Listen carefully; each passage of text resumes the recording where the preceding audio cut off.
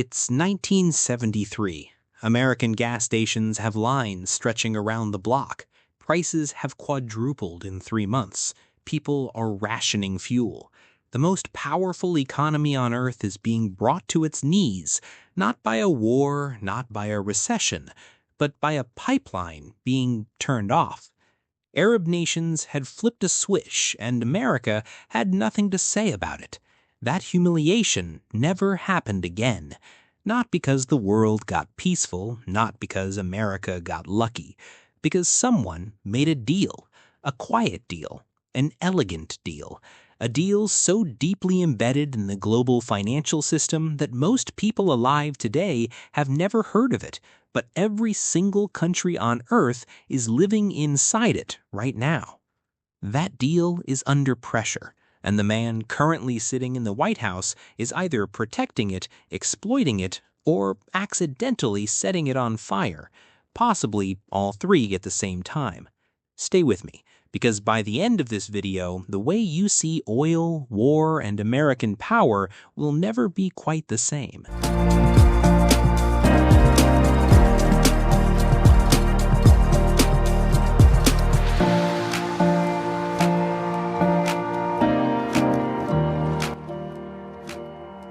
Part 1. The Deal Nobody Talks About. Let's go back to 1974. America had just been embarrassed by OPEC. Nixon was drowning in Watergate, and Henry Kissinger, the most cold-blooded strategist in American diplomatic history, quietly flew to Riyadh with a very simple proposal. It went something like this. Saudi Arabia would sell its oil in U.S. dollars, every barrel, every transaction, dollars only. In return, America would buy Saudi oil, sell Saudi Arabia weapons, and, this is the part that really matters, guarantee the survival of the Saudi royal family, their throne, their palace, their dynasty. That arrangement had a name, the Petrodollar system, and it became the invisible foundation of American economic power for the next 50 years. Here is why it was so powerful. If every country in the world needs dollars to buy oil, and oil is the thing every modern economy literally cannot run without, then every country in the world has to hold dollars, has to earn dollars, has to trade in dollars. Which means the United States can do something no other country on Earth can do. It can run massive deficits, borrow endlessly, print money at a scale that would destroy any other currency, and the world keeps accepting it. Because what is the alternative? Stop buying oil? This is not a conspiracy theory, it is basic macroeconomics, and it explains more about American foreign policy in the Middle East than any ideology, religion, or democracy promotion agenda ever could. Every American president since Nixon understood, instinctively or explicitly, that this system must be protected. Then came Trump. Part 2. The shale revolution changed the game. Before we get to Trump, you need to understand something that happened between 2008 and 2018 that quietly rewrote the rules. Fracking, hydraulic fracturing, a drilling technique that broke open massive reserves of oil and gas locked inside shale rock under Texas, North Dakota, and Pennsylvania. It was messy, it was controversial, and it was economically explosive.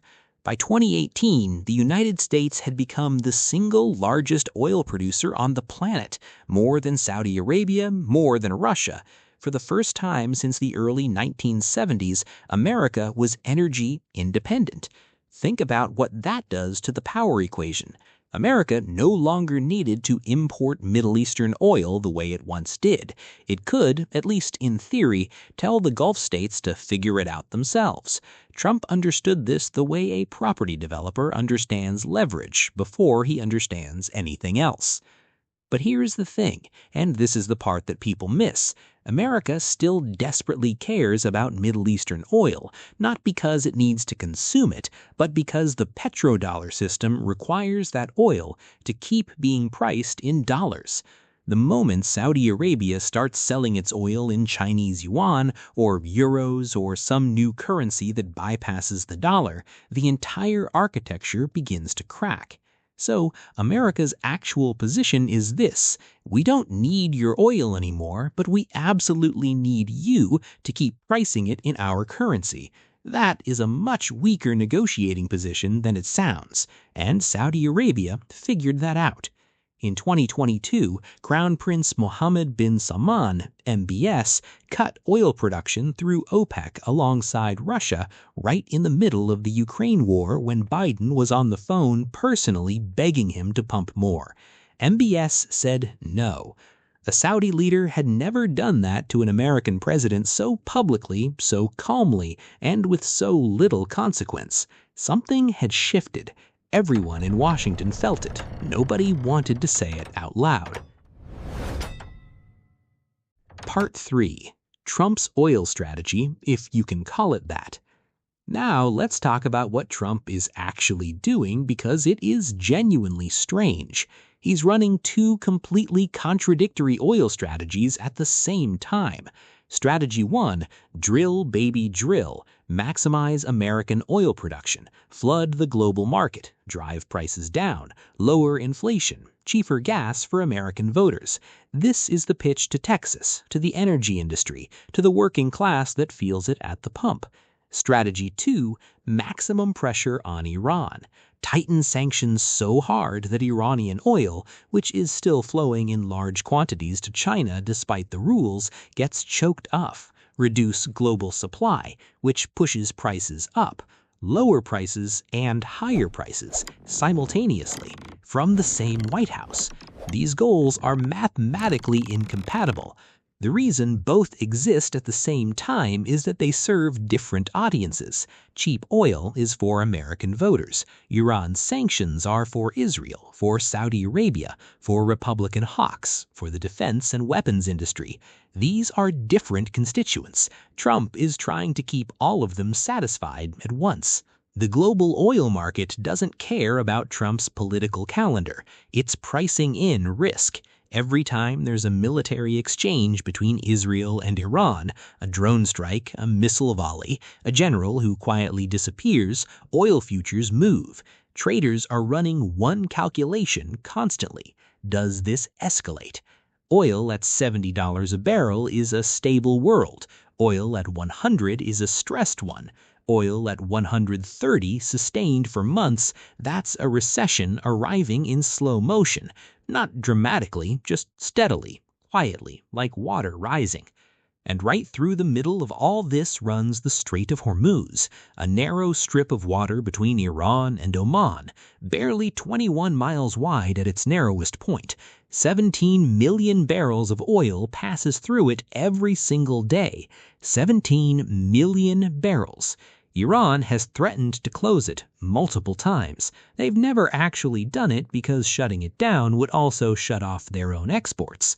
But the threat alone is enough to make the market nervous, and nervous markets are expensive markets. This is a disaster. Part 4.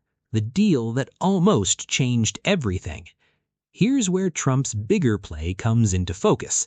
During his first term, his team engineered the Abraham Accords, a series of normalization agreements between Israel and several Arab states, the UAE, Bahrain, Morocco, Sudan. It was real progress, but the name missing from that list was the only one that truly mattered: Saudi Arabia. A formal normalization between Saudi Arabia and Israel would be, without exaggeration, the most significant realignment in Middle Eastern geopolitics since the 1970s. It would reshape every alliance, every calculation, every power balance from Tehran to Ankara to Beijing. Negotiations were advancing, quietly, seriously. Saudi Arabia had 3 conditions: a formal defense treaty with the United States, access to civilian nuclear technology, and a credible pathway toward a Palestinian state. Then, October 8, 2023 happened.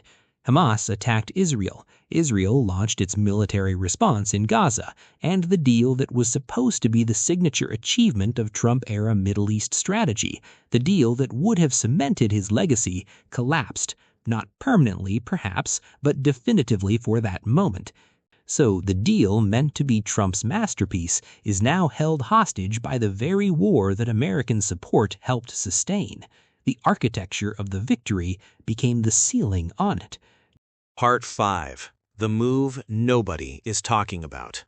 While Washington has been consumed with Gaza and Iran, Beijing has been doing something quiet that should concern anyone who understands the petrodollar system. China has been buying oil in yuan. It has built payment networks specifically designed to route around the dollar.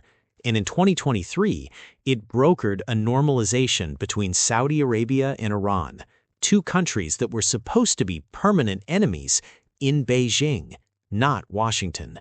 Beijing. That was not diplomacy. That was a message. You have options now. The Saudi Arabia of 1974 had no alternative to America, none whatsoever. The Saudi Arabia of today has China buying 20% of its oil, building its infrastructure, and mediating its conflicts. That is not the same country making the same calculation. Part 6. The conclusion. So where does this leave us? America is trying to drill its way to cheap oil while sanctioning its way to a tighter market. It is trying to build a Saudi-Israeli peace while sustaining an Israeli war. It is trying to hold dollar dominance while China builds the exits. None of this is necessarily catastrophic. The petrodollar survived Nixon, the 2008 crash, and the Iraq War.